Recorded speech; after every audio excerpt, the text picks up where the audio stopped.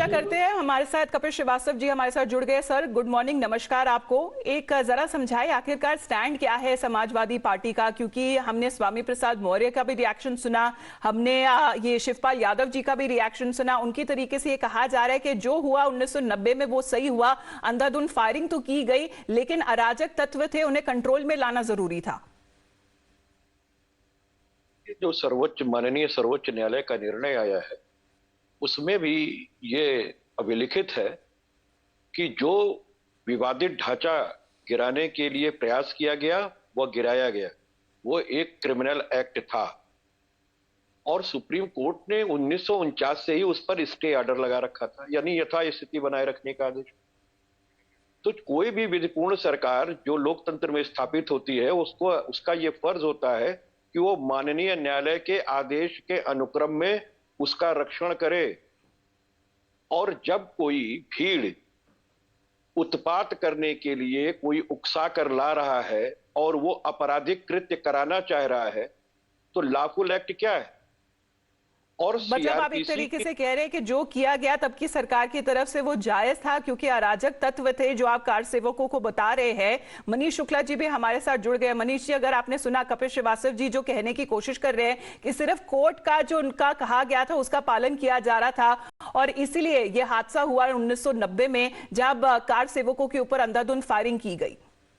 देखिए, दरअसल समाजवादी पार्टी तुष्टीकरण के लिए किसी भी हद तक जाने को कल भी तैयार थी, आज भी तैयार है और इसीलिए कल की हत्यारी सरकार आज हत्यारों के पक्ष में खड़ी नजर आ रही है।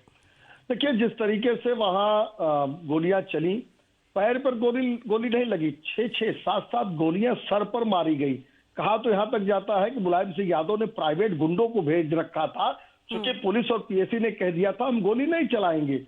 लाशों को रेत की बोरियों से बांधकर सरयू में डाल दिया गया। ये कौन सा लॉफुल एक्ट है? देखिए, ये विद्वेष की भावना से और तुष्टीकरण की पराकाष्ठा के नाते से उस दिन सरयू खून से लाल हो गई। जवाब दीजिए सर, क्योंकि आप ही क्या पार्टी के नेता अब इंतजार कर रहे हैं कि आखिरकार उनको अयोध्या जाने को कब मिलेगा और रामलल्ला के दर्शन उनको कब कर पाएंगे? ये जो मनीष भाई बात कह रहे, शायद इनको यही नहीं समझ में आ रहा है कि विधिपूर्ण तर्क देना चाहिए। आप जिस कृत्य को कह रहे हैं कि जैसे किया गया अनलॉफुल एक्ट था तो उसके बाद आप पूरी बातें सुन कहते हैं, आप पूरी बात सुन लें मनीष, पार्टी ही कह सकती है, बात सुन लें या तो पूरी बात सुन लें। नहीं, ये मैं एक बात ये पूछ रहा हूँ आपसे, मुझे इतना बता दीजिए। आप सुबह अरे पहले बात सुन तो लें। अच्छा कह रहे हैं, आप मुझे ये बता दीजिए आपकी सरकार इसके बाद आई थी, आपकी सरकार ने क्या किया? आपकी सरकार ने क्या किया? उसके बाद आपकी सरकार आई थी, आपकी सरकार ने क्या किया? शर्मानी चाहिए। आपकी सरकार ने क्या अन्वेषण किया? किसको सजा दी? आप तो पद्म विभूषण बन रहे हैं।